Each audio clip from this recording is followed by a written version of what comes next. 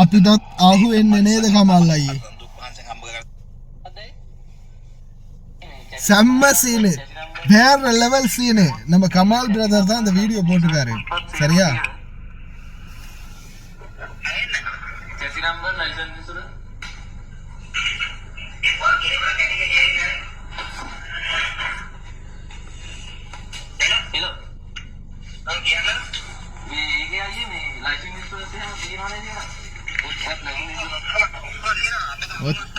வேற லெவல் டாடிங்க டேய். நான் ஒலிமை டவுன் பண்ணிக்கிறேன், சிங்களம் தெரியாதுன்னு அப்புறம் திட்டாதீங்க. என்ன சீனு தெரியுமா? வீடியோ ஒன்று போகுது, சரியா? சாரி, வீடியோ இல்லை, ஃபேஸ்புக்கில் அட்வர்டைஸ்மெண்ட் போகுது. எப்படி அட்வர்டைஸ்மெண்ட் போகுதுன்னா, இந்த 3 வீல், அதாவது டுக் இந்த 3 வீல் வந்து விற்பனைக்கு இருக்குது, இதுதான் விலை, சரியா? வந்தீங்கன்னா பேசி தீர்மானிச்சுக்கலாம் அப்படின்னு கியூசின்னு இருக்கிற நம்பரை மட்டும், இந்த எழுத்தை மட்டும் போட்டு 8769 தானே, ஆமாம் 8769 நம்பரை மட்டும் மறைச்சி இந்த வீடியோ, இந்த வீல் வந்து அட்வர்டைஸ்மெண்ட் போட்டிருக்கிறாங்க. இதை வந்து விற்கிறதுக்கு இருக்குது, நல்ல விலை, வந்தீங்கன்னா பேசி தீர்மானிச்சுக்கலாம் அப்படின்ற மாதிரி போட்டிருக்கிறாங்க. அப்போது இப்போ ஒரு நபர் என்ன செய்கிறாரு, கால் பண்ணுறாரு. கால் பண்ணி, என்ன மாதிரி பிரதர் வீல், என்ன வேலை, வாங்க பிரதர் பேசி தீர்மானிச்சுக்கலாம் அப்படின்னு சொல்லும்போது, அப்போ பேசுகிறாங்க. பேசிக்கிட்டு இருக்கும்போதே இதில் வந்து இந்த விலை தான், இவ்வளோ தான் விலையெல்லாம் பேசி முடிக்கிறாங்க. முடித்ததுக்கப்புறமா இன்னொருத்தர் பார்க்க வர்றதுக்கு இருக்கிறாரு. அவர் வந்தால் நேரில் அவருக்கு நான் கொடுத்துருவேன் இந்த 3 வீலை. அப்படி இல்லாமல் நீங்கள் உங்களுக்கு இது வேணும்னா நீங்கள் என்ன செய்யுங்க, இந்த 3 வீலை வாங்கணுன்னா அட்வான்ஸ் ஒன்று போடுங்க. நான் தாரேன் அக்கௌண்ட் நம்பர், இந்த அக்கௌண்ட் நம்பருக்கு அட்வான்ஸ் ஒன்று போடுங்க, சரியா? இப்போ இவங்க வந்து இந்த கான்வர்சேஷன் போகுது, வாட்ஸ்அப் ரெக்கார்டிங், இந்த டீட்டெயில்ஸ் எல்லாமே அவர் காட்டுறாரு. ரெக்கார்டிங் போட்டது, மெசேஜ் பண்ணது, கொஞ்சம் நாளாக வச்சு சேட் பண்ணியிருக்காரு. நான் ஒரு தடவை யாரோ ஒரு 3 மாதமாக சேட் பண்ணினேன், சிங்கப்பூர்காரி மாதிரி. இது ஒரு ஏமாத்து கேஸ். சேட் பண்ணி எல்லாத்தையுமே சேட் பண்ணி ஃபுல்லாகவே அவங்க வந்து எல்லாமே பேசிட்டு, அவர் இந்த வீலுக்கு முன்னாடி நின்று, அவருடைய வீலுக்கு, அந்த வீலுக்கு முன்னாடி நின்று அந்த வீடியோ வந்து போட்டுக்கிட்டு பேசிக்கிட்டு இருக்கிறாரு, சரியா? கடைசியில் ஃபைனலாக ஒரு ஃபைனல் கட் இருக்குது.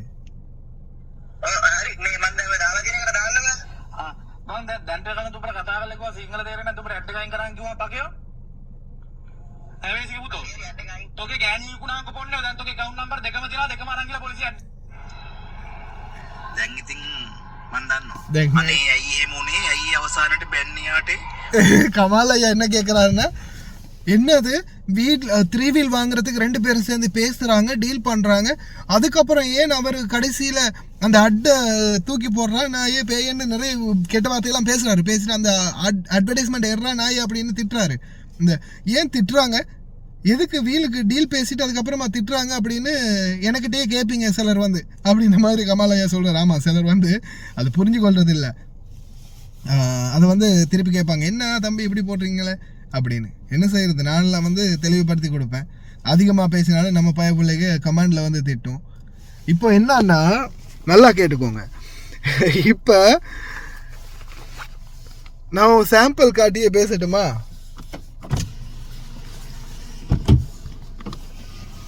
இதுதான் காரு.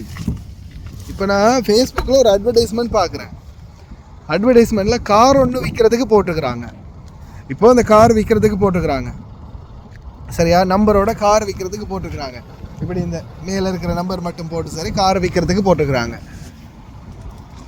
காரோடைய நம்பர் நல்லா பார்த்துக்கோங்க. இப்போ இந்த நம்பர் தான் காரோடைய நம்பர், 22 566, இதுதான் நம்பர். இப்போ இந்த கார் வந்து விற்கிறதுக்கு இருக்குது அப்படின்ற மாதிரி ஃபோட்டோவோட போட்டிருக்காங்க. இந்த ஃபோட்டோவை காரு விற்கிறதுக்கு இருக்குன்னு அட்வர்டைஸ்மெண்ட் போட்டிருக்கிறாங்க. அந்த அட்வர்டைஸ்மெண்ட்டை பார்த்து தானே இப்போ இந்த வீடியோவில் நபர் பேசுகிறாரு. இப்போ அந்த வீடியோவை பார்த்து இப்போ பேசிக்கிட்டு இருந்தாரே, அவர் யார் தெரியுமா? அவர் தான் அந்த காரோடைய சொந்த ஓனர். அவர் வீட்டு வாசலில் தான் அந்த 3 வீல், அந்த வீல் வந்து அவருடைய வீட்டு வாசலில் தான் நிற்குது. அவருடைய அந்த அந்த அந்த ஆட்டோ வந்து அவருடைய வீட்டில் தான் நிற்குது. அந்த ஆட்டோ அவர் வீட்டில் நிற்கும்போது இவன் எங்கே டீல் பேசுகிறான், எனக்கிட்ட தான் இந்த ஆட்டோ இருக்குது, வாங்க வாரத்துக்கு முன்னாடி ஒரு அட்வான்ஸ் ஒன்று என்னோட அக்கௌண்ட்டுக்கு போட்டுட்டு வாங்க அப்படின்னு சொல்லி சொல்கிறான். புரியுதா இல்லையா? திருட்டு நாய்ங்க. சும்மா ஃபோட்டோங்க, ஏதாவது ஒரு ஃபோட்டோ. நீங்கள் இப்போ உங்கள் வண்டியை எடுத்து, நான் ஆல்ரெடி சொல்லியிருக்கேனே, இந்த ஃபர்னிச்சர் விற்கிறானுங்க, ஒவ்வொரு பொருட்கள் விற்கிறாங்க. இப்போ ரீசெண்டாக கூட எனக்கு ஒரு சகோதரர் அனுப்பியிருந்தார். இந்த சில ஒரு ஜாதி ஸ்லாங், வேறு மாதிரி ஸ்லாங்கில் பேசி, இது உங்களுடைய வீட்டுக்கு நாங்கள் கொண்டு வந்து தருவோம், டெலிவரி ஃப்ரீ அப்படின்லாம் பேசுவானுங்க. அப்படி பேசி என்ன ஆகுதுன்னு பார்த்தீங்கன்னா, இப்போ சாதாரண உதாரணத்துக்கு நான் ஒரு உதாரணத்துக்கு சொல்கிறேன்னே, இந்த கேப் வந்து ஒரு 5000 ரூபான்னு வச்சுக்கோங்க. இந்த 5000 ரூபாய் கேப் இதை வந்து அவன் ஆன்லைனில் எவ்வளவு போடுவான்னா வெறும் 1500 ரூபாய். நல்லா பார்த்துக்கோங்க, சூப்பரான கேப், வெறும் 1500 ரூபாய் உங்கள் வீட்டுக்கே கொண்டாந்து தருவோம். ஆன்லைனில் நீங்கள் பேமெண்ட் பண்ணிட்டீங்கன்னா போதும், வீட்டுக்கே இது வந்துடும் அப்படின்னு சொல்லும்போது என்ன ஆகுதுன்னு பார்த்தீங்கன்னா, அப்போ உடனே இப்போ நிறைய பேர் 5000 ரூபா கேப்பு 1500 ரூபாய்க்கா அப்படின்னு சிலர் கொஞ்சம் அவசர கொடுக்கைகள் இருக்கிறாங்க இல்லையா? இந்த கேப் எனக்கு வேணும், என்ன செய்யணும்? ஆன்லைனில் நான் அக்கௌண்ட் நம்பரை போடுறேன், காசை போட்டிங்கன்னா அடுத்த நாளே உங்கள் வீட்டுக்கு போயிடும். இப்போ இதுங்க என்ன செய்யும்? அவசரப்பட்டு காசை கொடுத்துரும். காசெல்லாம் போட்டு எல்லாத்துக்கும் அப்புறம் இந்த டெலிவரி போயிட்டுருக்குது.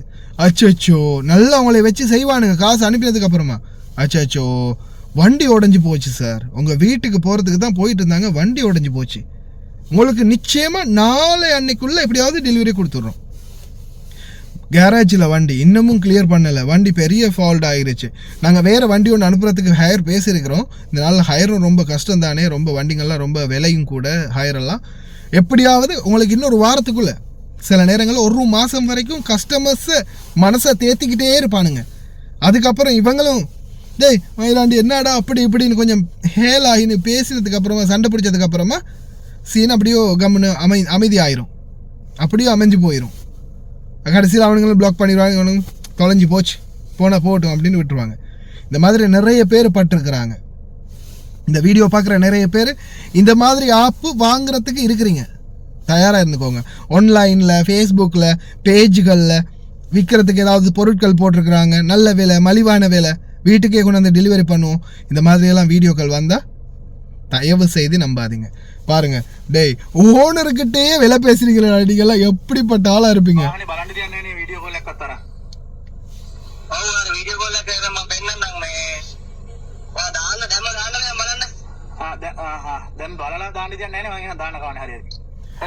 என்ன கேக்குறான்? வீடியோ கால் அடிச்சு வீல கொஞ்சம் பார்க்க முடியுமா? தம்பி நீ முதல்ல காசை போடு, வண்டியை பார்க்கணும்னா மேட்ரை முதல்ல பாஸ் பண்ணு, அதுக்கப்புறம் எல்லாமே வண்டியை பார்க்கணுமா, வந்து நேரில் பார்க்கணுமா, வீடியோ கால் பார்க்கணுமா, எல்லாமே உனக்கு அப்புறம் தான் அப்படின்னு சொல்கிறான். எப்படியெல்லாம் தில்முழு பண்ணுறானுங்க. சொந்த வண்டி அவன் கண்ணு முன்னாடி நிற்குது, அதே வண்டிக்கு இவன் இங்கே பேரம் பேசுகிறான்.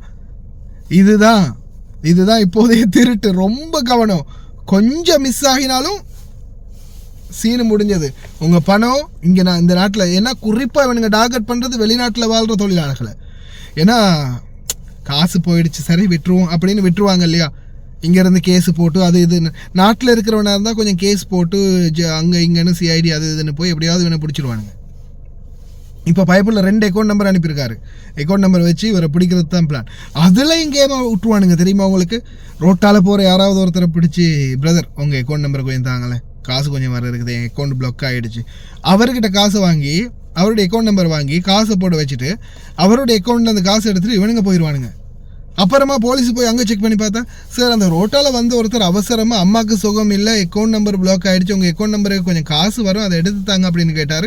போனேன், ஏடிஎம்மில் காசு வந்துச்சு, எடுத்து கொடுத்தேன் சார், அவ்வளோதான் அப்படின்னு. இந்த மாதிரி சீனு கூட நடந்திருக்கு தெரியுமா? பெரிய பயங்கர மூலசாலிகள்லாம் இருக்கானுங்க. இந்த மூளையை நல்ல விதமாக பயன்படுத்தினானுங்கன்னா நாட்டை எப்பயோ கட்டி எழுப்பியிருக்கலாம். நாட்டை ஆண்டவனும் திருடன், வாழ்கிறவனும் திருடன்ற மாதிரி நிலைமைக்கு தள்ளப்பட்டிருக்குது நம்ம நாடு. தயவு செய்து கவனமாக இருங்க. இது இந்தியாவிலையும் இருக்குது, இலங்கையிலையும் இருக்குது. இந்த ஸ்கேமில் மாட்டிக்காதீங்க. நைட் ஆகிடுச்சு. What's the time? 12 மணி 21 நிமிடம். 12 மணி 21 நிமிடம் ஆகுது. 12 மணி 21 நிமிடம். இன்னமும் நாம் டியூட்டியில் தான் இருக்கிறோம். சரியா? கிடைக்கிற தகவல்களை எந்த நேரத்தில் நான் இப்போ இதை ரெக்கார்ட் பண்ணுறேன். இப்போ ரெக்கார்ட் பண்ணுறேன், நாளைக்கு தான் இந்த வீடியோ அப்லோட் பண்ணணும். நாளைக்கு என்ன, இன்றைக்கி தான் 12 மணி ஆகிடுச்சு. 25ஆம் தேதி ஆகிடுச்சு. 25வது நோன்புகளை அடிவெடுத்து வச்சுருக்கிறோம். இன்ஷா அல்லாஹ் ரொம்ப கவனமாக இருங்க. என்னால் முடிஞ்சது இந்த மாதிரி அவேர்னஸ்கள் பண்ணலாம். ஓகே ஃப்ரெண்ட்ஸ், கவனமாக இருங்க. இன்ஷா அல்லாஹ் நாளைக்கு பார்க்கலாம்.